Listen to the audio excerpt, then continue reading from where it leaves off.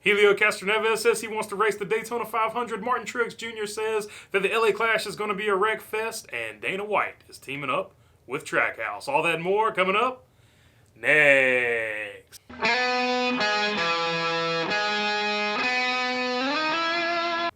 What's up, everybody? If I haven't earned your subscription, hopefully I will earn that subscription today. All right. NASCAR is getting rid of the scoring loops. Sorta, kinda. If a race this season finishes under caution and it gets rained out or whatever, they're over the halfway mark, NASCAR will no longer go to the closest scoring loop. It will actually use video evidence at the moment that the caution flag comes out, whoever was in the lead there. So this is different because obviously in the past they would go to the previous scoring loop. So it wouldn't matter if the other guy was in front of them or not. They would just go back to the previous scoring loop. So this is actually, in my opinion, a much better way to do it because at the moment of caution, whoever's in the lead should have the lead. So that sort of cleans up sort of an issue that I've had with NASCAR over the past. But as of yet, it hasn't really caused anybody. It hasn't really cost anybody a win, but it has cost people some positions on restarts and things of that nature. So NASCAR has cleaned that up, and that is a good thing. Martin Truex says he is going to just try to keep his nose clean in the LA Clash because he thinks it is going to be a crash fest. And that is one good thing about drivers getting older. The older they get, the more of their personality comes out, the less afraid they are to say things. And it is good that we finally know a driver's actual opinion about the LA Clash instead of just these PR pumped up, they're saying what they're supposed to say type deals. Martin Truex obviously thinks this is going to be a Wreckfest, and I think that's great that he came out and said that because just about every single viewer on here has said that they think LA is going to be a Wreckfest. I'm going to have to say I tend to agree with you. I think it's probably going to be a Wreckfest too because of two reasons. A, the track is confined, and B, there's just going to be a lot of payback on a track this slow and this tight. Anybody that had a problem with anybody else last season, this is your perfect opportunity to take a swipe at them. So there's just a combination of factors, and I'm going to say I have to agree with Truex here. I do think it will be a Wreckfest, but I'm going to give it a fair chance. NASCAR's trying something new. I'm not going to just, crap all over it until it happens, but I don't have super high hopes for it, so hopefully I will be pleasantly surprised.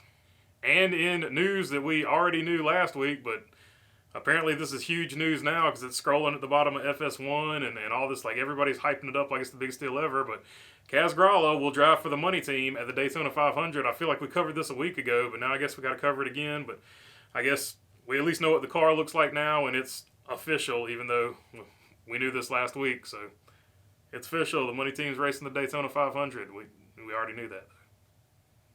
And fresh off his win at the 24 Hours of Daytona, Helio Castroneves went on a radio show and said he would be interested in running the Daytona 500. He specifically mentioned Penske. And man, I think this would be a great thing because if he gets in there and gets even close to a win, or if he gets a win, he can put himself up there with Mario Andretti because he has won just about everything you can think of outside of F1. But Helio, he's won the Daytona 500. He's an IndyCar champion. Now he's got the 24 Hours of Daytona. I think he won Sebring as well, and now he could, and he's got the IMSA. He was an IMSA sports car champion. Now if he could go and get himself a Daytona 500 win, he would put himself right up there, at least in the conversation with Mario Andretti. I mean, he'll never change my mind. Mario Andretti will always be one of the all-time greats, but Helio could definitely get himself up in that conversation. People that come after me might be like, Helio's the greatest. They never saw Mario. So, you know how those conversations go. But I think it would be really great to see Helio in a Penske car going for a Daytona 500 win, getting a push from Blaney or a teammate or somebody. I think that would be really rad. So I think it would be great to see him try that out. And I'm glad that he wants to. And finally, to wrap things up, a little bit of sponsor news. Trackhouse has gotten together with Dana White and his Kentucky Bourbon Howlerhead to sponsor Ross Chastain for the aforementioned Crash Fest that will be the LA Clash.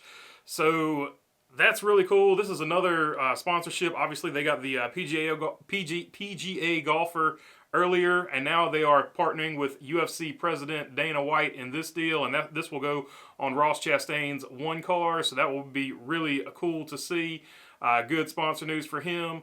Violet Purple has signed with Brad Keselowski as a primary sponsor, and Molson Coors will use its Keystone brand and will be back on the Blue Deuce, the number 2, this time of Austin Cindric, and that will be at the Texas All-Star Race. So that is, in a nutshell, a little bit of your sponsor stuff caught up. And that, guys, is all I've got for you today. If you like the content, please feel free to subscribe down below. If you got a comment, leave it down in the comment section. And other than that, thanks for your time. Peace.